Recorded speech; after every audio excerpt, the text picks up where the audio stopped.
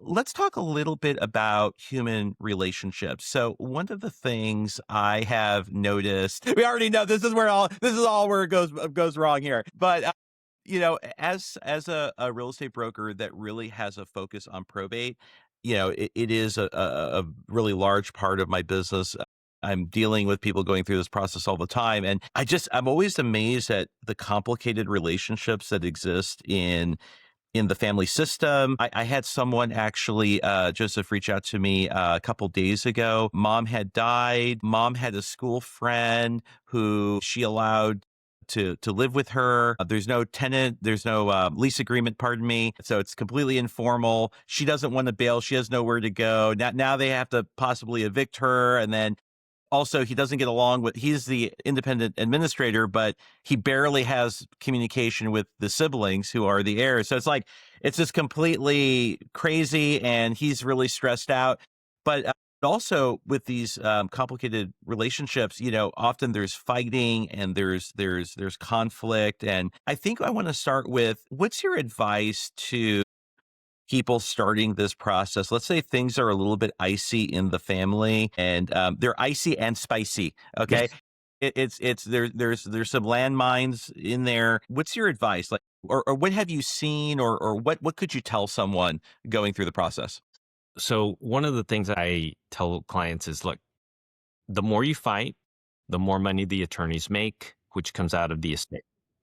And my personal goal is to try to get you through the process as quickly and efficiently as possible. But if everybody starts fighting, well, number one, it's going to take longer. Number two, it's going to be more expensive. I'll give you an example. Last year, we had a case where we had a will, and the executor that was named in the will was not who everybody expected. And so the kid that had been helping mom during her last years, and there were questions whether he was skimming or things like that. So there were questions there. But when he found out he wasn't the executor, he just said, "Okay, well, I'm not going to cooperate. You figure out where everything is." So once we got to the process of getting the executor appointed, she had to, tooth and nail, get all the information. And so that wound up taking longer. So they start egging on the rest of the heirs. Hey, she's probably hiding something, keeping things from us. So the thing I would say there is, be transparent. Make sure you're very open as to what's going on. And the people who need to be open are the executor with the heirs, not the attorney. The attorney has a attorney-client privilege. I can't be divulging things unless I'm specifically directed. But I'll tell you what wound up happening is, he egged them on enough that they hired an attorney to look and see what I was doing, and he did nothing but attack and challenge every step of the way, making it take way longer.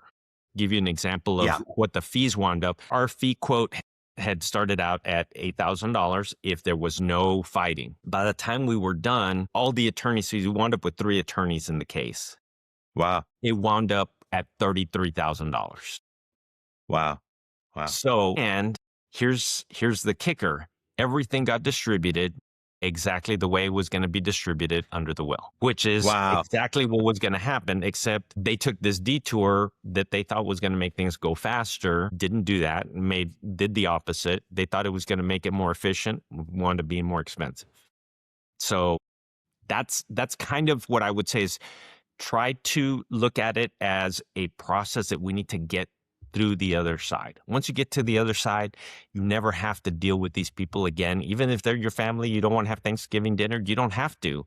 The thing that's connecting you, we get it done. But the more you fight, the more difficult things get. The more complicated and the longer it takes. Yeah. Yeah. That's really unfortunate. That's a really unfortunate story. That's very sad. And it says something also about you. You're trying to be economical, right? You're trying to make it, simple, but then people just, they go off on a tangent, and before you know it, they're $30,000 into a legal bill.